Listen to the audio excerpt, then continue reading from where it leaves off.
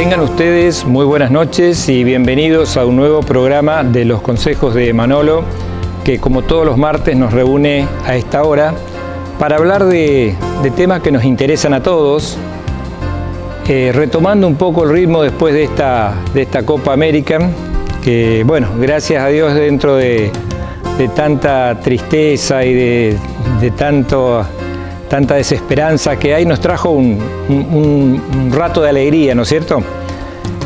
Así que, bueno, vamos a volver a lo nuestro, vamos a volver a hablar sobre temas de salud, de prevención, de recomendaciones, y hoy con un tema que es muy importante y que creo que lo vamos a hablar por primera vez en todos estos años que hemos tenido programa. Y yo diría un programa, en el buen sentido, para los hombres.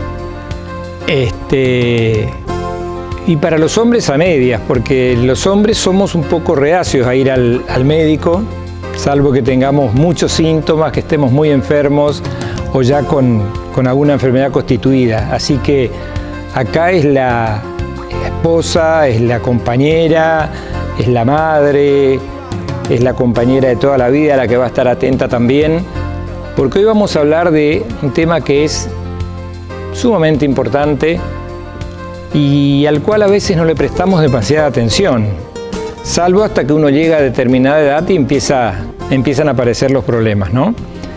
Hoy vamos a hablar de los problemas que nos genera la próstata, ¿no? La famosa próstata. Uno por ahí dice, sí, es una enfermedad de gente grande, una enfermedad de gente adulta, y bueno, como les decía, los hombres somos reacios a ir al médico y a veces nos tiene que llevar, nos tiene que empujar un poquito. Así que vamos a dedicarle una parte del programa a conocer lo que es la próstata. Vamos a hablar de lo que se llama la hipertrofia prostática benigna, o sea, el agrandamiento de la próstata. Y obviamente que vamos a terminar también con la parte más difícil de tratar, que es la del cáncer de próstata. Vamos a hablar mucho también de las recomendaciones, de la prevención, de los controles, de esos controles que hoy están un poco dispersos con el tema de esta pandemia que no se termina nunca, pero los controles se deben seguir haciendo. Y hoy vamos a tener la posibilidad de saber cuándo, cómo, dónde, cada cuánto, qué tipo de estudio, si es que hay que hacer algún estudio, y son cosas a tener en cuenta. Así que hoy nos va a acompañar el doctor Miguel Ángel Ríos. Él es urólogo, especialista en urología, desempeña su actividad acá con nosotros en la ciudad de Posadas, en el Hospital Madariaga, en la Clínica de la Mujer y en el Sanatorio Boratti. Así que vamos a aprovechar a sacarnos todas las dudas sobre la próstata y sus consecuencias. Así que vamos a la presentación del programa.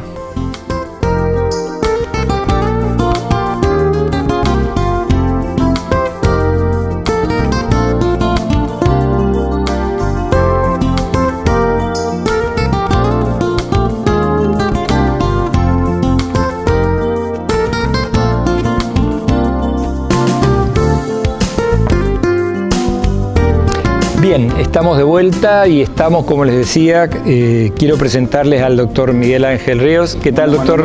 ¿Cómo estás? Buenas noches. Gracias por compartir esta noche con nosotros.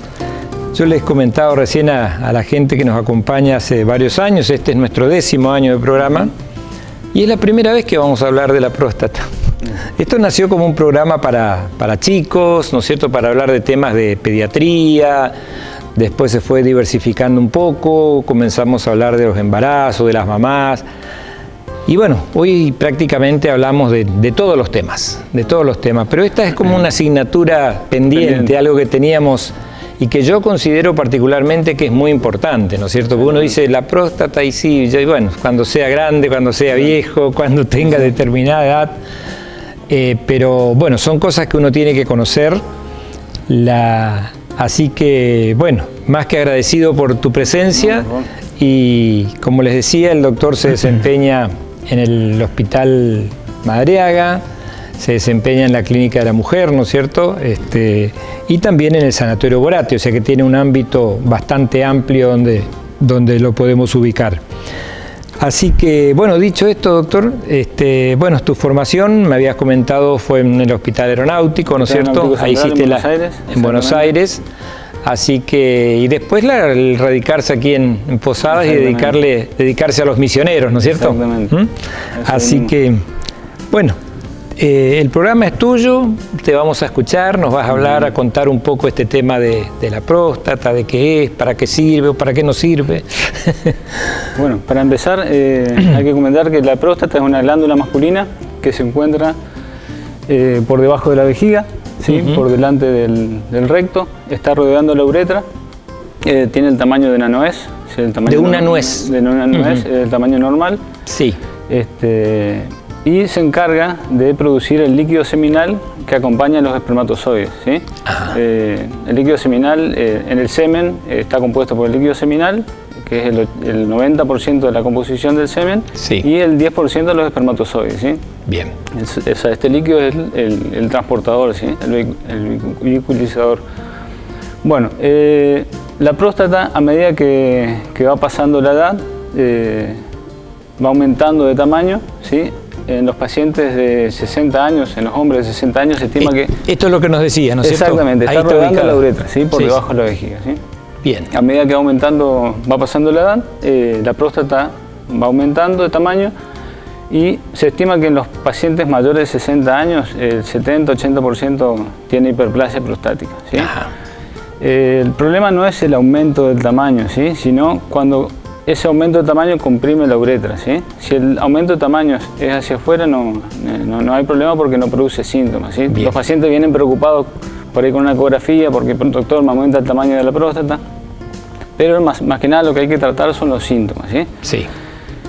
Cuando la próstata empieza a crecer hacia el centro, comprimiendo la uretra, empiezan con las dificultades para orinar. En un principio hay una primera fase, cuando empieza esta compresión, que es una fase compensadora, se dice, que la vejiga se encarga de compensar, ¿sí? Sí. La vejiga se encuentra con el obstáculo que es la próstata y empieza a hacer más fuerza para eliminar esa orina, ¿sí? La vejiga es un músculo que, como cualquier músculo, cuando uno lo trabaja mucho, se hipertrofia, ¿sí? El tema es que con el tiempo se empieza a debilitar, a cansar, ¿sí? Y ahí empieza a dar la verdadera sintomatología, ¿sí? Que es el chorro fino, ¿sí? Entrecortado. El paciente hace mucha fuerza para orinar, tiene que ir varias veces para vaciar la vejiga, ¿sí? Se despierta de noche. Y la vejiga con el tiempo, bueno, como le decía, se empieza a cansar y empieza a quedar residuo postmiccional, ¿sí? Sí. Si esto sigue avanzando, bueno, puede producir sangrados, ¿sí? Puede producir litiasis, piedritas en la vejiga, y con el tiempo puede llegar a obstruir también del todo la uretra y producir la retención aguda de orina, ¿sí? Y esto va a llevar al paciente a la guardia a inevitablemente que le coloquen la sonda. O sea, uno llega a un momento en que si la compresión es mucha, directamente no puede orinar. No puede orinar, exactamente. Bueno, pero hay síntomas antes que nos pueden ir alertando, ¿no? Esto que estábamos hablando del chorro fino, entrecortado, que ella tiene que llevar al paciente a la consulta. Bueno, si esto sigue avanzando, ¿sí? Se empieza a dilatar los uréteres y el riñón, porque el riñón sigue formando orina, pero al encontrarse siempre con un residuo y con una vejiga que está cansada, no tiene más dónde volcar esa orina. Entonces los uréteres se empiezan a dilatar, el riñón también, y lleva a la insuficiencia renal, ¿sí? Que esto también con el tiempo puede llevar a que el paciente requiera de diálisis, si eso no se trata. Entonces por eso son importantes los controles en el hombre, ¿sí?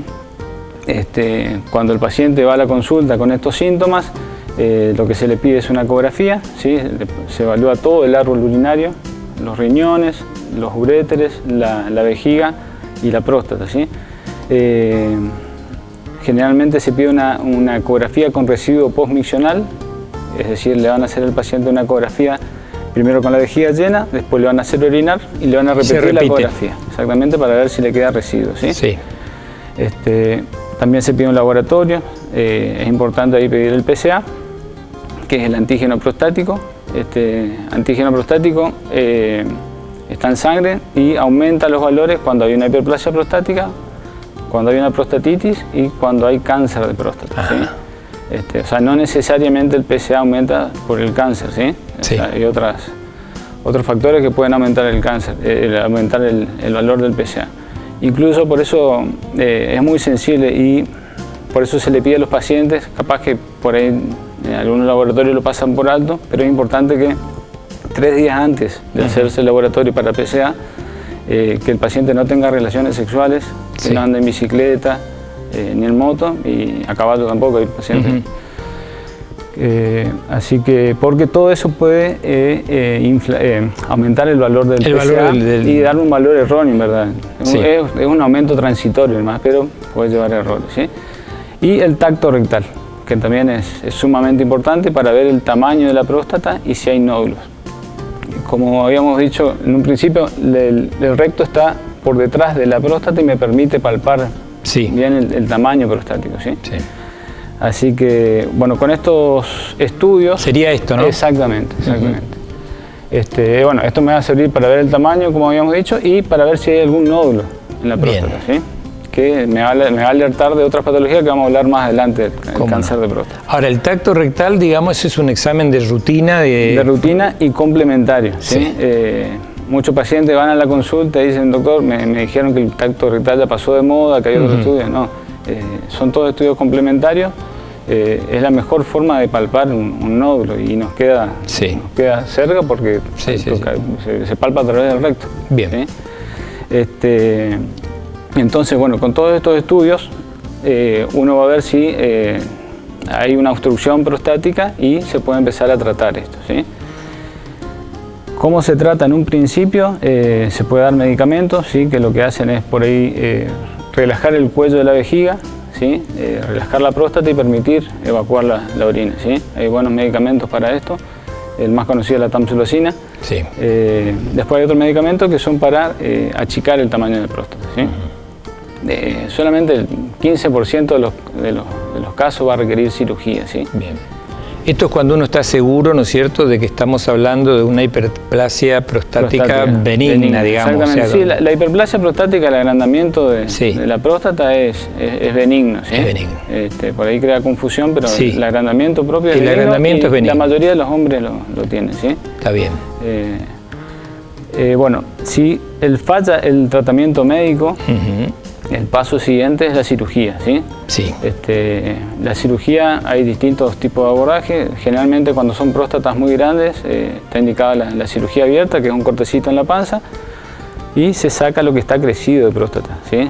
No toda la próstata, ¿sí? Y hay otros procedimientos menos invasivos que se dejan para tamaños de próstatas más chicos o moderados, ¿sí? Que son todos endoscópicos, ¿sí? El más conocido es la RTV de próstata, después está el láser, y bueno, hay también tratamientos térmicos ahora, y todos estos tratamientos lo que hacen es resecar o sacar lo que está solamente aumentado de la próstata, si no se saca la próstata. No se saca totalmente la próstata. No se saca totalmente. Muchos pacientes se operan de próstata por hiperplasia y piensan que ya no tienen más próstata. Sí. Y de hecho tienen que seguir controlándose porque el riesgo de cáncer de próstata continúa, exactamente, ¿sí? Perfecto. Así que esto con respecto a la hiperplasia, que hay que controlarse, ¿sí? ¿A partir de cuándo entonces más o menos uno debiera controlarse? ¿Cuando aparecen los síntomas o uno debiera tomar algunas precauciones antes? No, a ver, si aparecen los síntomas no queda otra que controlarse, pero generalmente está estipulado más que nada buscando el cáncer de próstata, que por ahí es asintomático a partir de los 50, 48 años, ¿sí? En el caso de que haya pacientes con antecedentes en la familia de cáncer de próstata, es recomendable a los 40. Sí. ¿Sí? Pero bueno, la mayoría de los pacientes vienen a control porque tienen algún síntoma antes o porque la señora, como dijiste al principio, le insiste para que vaya, ¿no? Sí. Las mujeres ya están más acostumbradas a los controles ginecológicos y el hombre por ahí medio. El hombre es un poco más reacio. Entonces, si uno, digamos, tiene dificultades para orinar, si uno tiene como dificultades para empezar la micción, o se levanta a la noche varias veces, ¿no es cierto? Son todos signos de alarma, digamos, ¿sí? Que ¿no? hay que ir teniendo en cuenta, ¿sí? Y a veces vos decías que entonces se puede... A ver, esta es una pregunta que no sé si es un mito o si realmente es así, que dicen que cuando uno tiene ganas de ir al baño, digamos, de orinar, tiene que ir y hacerlo enseguida, porque si no, como que retiene. Y después es algo... a ver, aguantarse mucho las ganas de orinar, Sí. esto por ahí va más relacionado con las mujeres que se suelen aguantar mucho las ganas. Sí.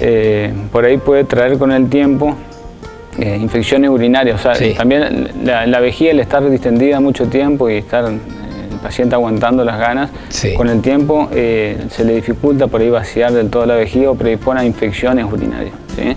El hecho de tener orina y no evacuarla, bueno, también en el caso del cáncer, de la hiperplasia prostática, los pacientes que no pueden evacuar completamente, la orina predispone a infecciones urinarias. A infecciones urinarias. Bueno, el tema es que si uno esto no lo toma a tiempo, digamos, o pasa inadvertido o no se hace los controles pertinentes, más allá del problema de la próstata, puede derivar entonces en un problema renal, ¿no es cierto? En una hidronefrosis, como se llama, un agrandamiento, una pérdida de la función renal.